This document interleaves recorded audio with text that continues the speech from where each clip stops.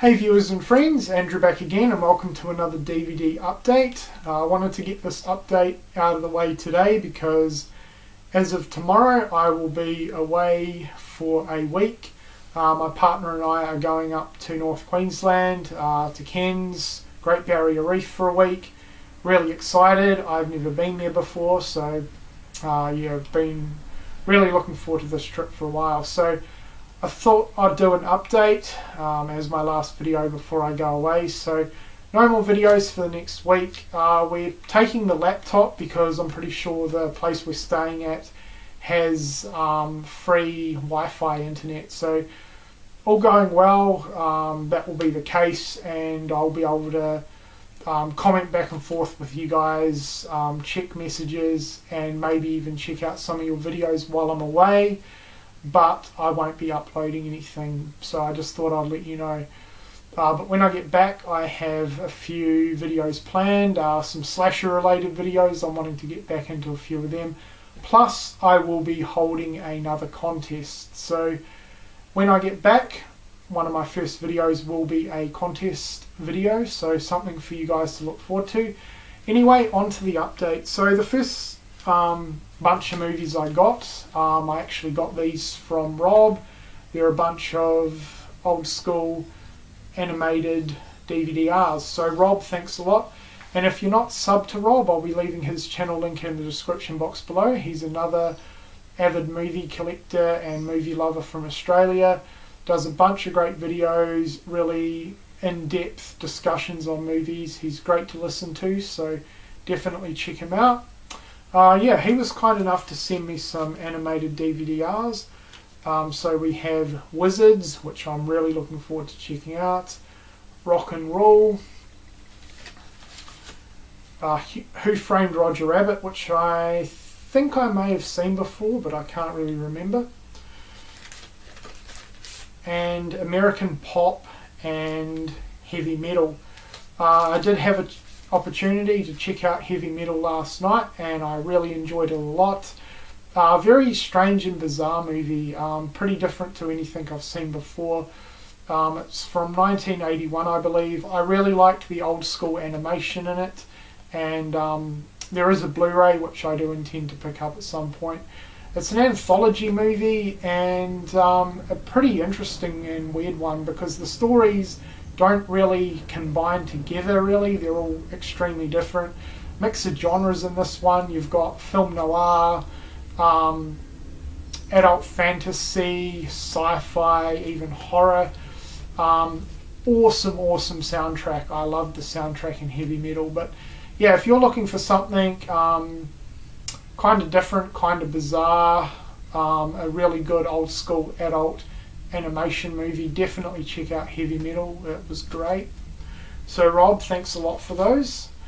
Alright, on to the DVDs. No Blu-rays this time, just DVDs.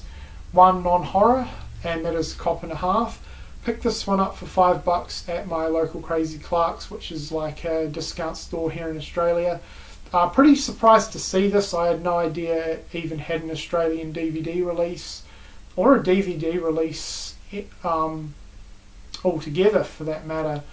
I haven't seen this movie since I was a kid. I used to rent it out on VHS quite a bit, and I can remember having a lot of fun with it.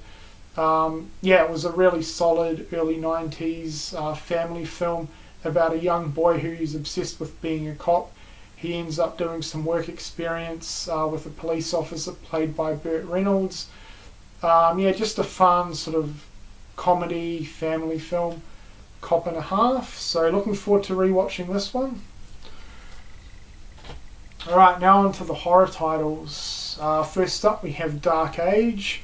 This is an Australian Killer Croc creature feature film from the 80s, 1987 I think. I haven't watched this yet, but I've been wanting it for a while and very keen to add yet another Aussie horror flick into the collection. I've heard this is really good, so looking forward to watching it. If anyone's seen it, let me know what you think of it. The next one is Maniac Cop 2. I've heard from quite a few of you that this is better than the original. I love the original Maniac Cop. Very, very different style slasher flick, but I love it. And I'm looking forward to checking this one out. I haven't had a chance to watch it yet for this update, but definitely excited to own this one. I've been wanting it for a while now. Alright, on to the ones I have seen. Went ahead and picked up The Devil's Rock. Pretty excited to be able to pick this one up for a really good price at my local store, which is rather rare when it comes to horror titles. A few of you have been recommending this recently in your top 10 list, so yeah, I was pleased to find this one at a local store. My excitement was short-lived. I really didn't enjoy this one too much. I found it quite boring, actually. The premise was really awesome and pretty unique. It's set in a war bunker. It's an Australian, not an Australian, sorry, it's a New Zealand low-budget movie, and I thought it was extremely well made, but the movie itself was kind of boring. There's about 4 or 5 central characters throughout the whole film, and that's really what bored me. You know, not a lot happens during the film, and I found it a little bit too slow, but pretty unique and interesting setting. The movie starts out with a couple of New Zealand soldiers. They're basically infiltrating a bunker on an island. They have to set a explosive trap there, and they hear noises in the bunker, so of course they go and investigate, and strange and mysterious things start happening from there. I don't really want to give too much away. It's definitely one that you should experience yourself. Look into it though. I will say very unique and original for a horror movie and extremely well made, but I just found it a little bit boring. So that's The Devil's Rock. The next one is a South Korean movie, The City of Violence, and this was fantastic. One of my best blind buys for a while. Really enjoyed this one a lot. I didn't know anything about it, but I saw it along with The Devil's Rock at my local store. I was in the mood for it, so I thought I'd give it a chance. Awesome, awesome cover art. And if you're a fan of Asian cinema, this is definitely one to check out, and it's one I've never heard anyone talk about before. It had a real similar look and feel to some of Quentin Tarantino's films, especially Reservoir Dogs. It had a real sort of similar look and feel to that. Kind of a mixture of genres. There's martial arts. Essentially, it's sort of a revenge action movie, and it was really well done. The editing was fantastic in this one. Some really good editing sequences, some amazing action and martial arts sequences. Really, really awesome. And there was a great nod to the classic movie The Warriors in this one. About halfway through there was a nice little nod to that film, but yeah, definitely check this one out if you're a fan of these sort of films, because it was really, really good. So that's The City of Violence. Next up we have Nightmare City. This is one that I've been wanting for a while now. It's a Italian zombie flick, but it kind of has an American flavour to it. This one was really, really good. Very, very different though, and it's certainly not going to be for everyone.